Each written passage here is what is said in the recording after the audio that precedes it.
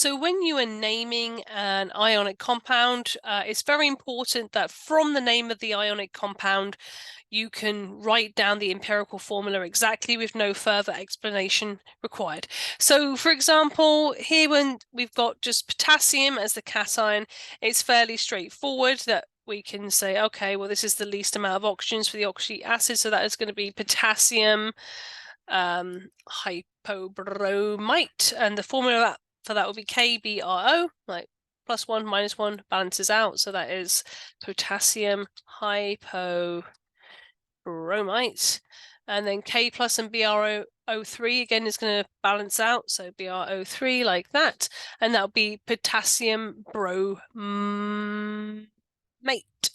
I had to think about that for a second. Potassium bromate. Okay, when we have this lead-2, remember lead is one of those elements along with tin that sits underneath the non-metals that can have more than one charge. So just remember this is lead-2, okay? So we have to actually use the Roman numerals to say it's lead-2 in there, okay? So it's going to be lead-2 nitrate, that's the name of the ion. Started typing, so I'll finish. So it's going to take 2 nitrates to balance out 1 lead-2 plus. So just remember this would be when you would use parentheses to say out of the formula, we've got 2 repeats of that nitrate unit for it to be electrically balanced. It needs to be neutral overall. Boring. Let's do another fun one. Okay, that'll do. So look, all of these are transition metals, right? Iron 2, lead 4, well, not transition metal, but it has a variable charge, so you need to include that it's lead 4 and iron 2. So IO2 minus is iodite, okay? So that will balance, come back, didn't mean anything.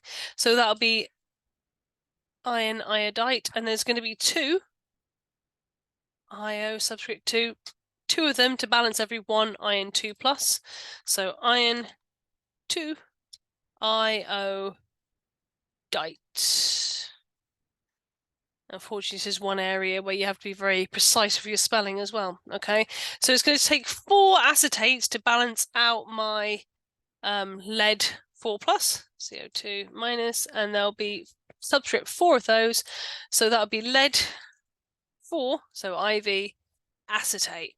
So no, I don't have to say, ooh, there's 2 iodite ions, or ooh, there's 4 acetate ions, because that can be inferred from the charge of the metal, okay? So you can work out how many you would need. You can your compound name is correct if you can write the empirical formula from it with no room for error, no ambiguity, etc. Okay, so iron and sulfate, 2 plus and 2 minus is just going to balance out like that. So, and no, I didn't need to use parentheses or anything in that case. So, so that would be iron. Don't forget it's iron 2 plus, and then sulfate would be the name of that anion.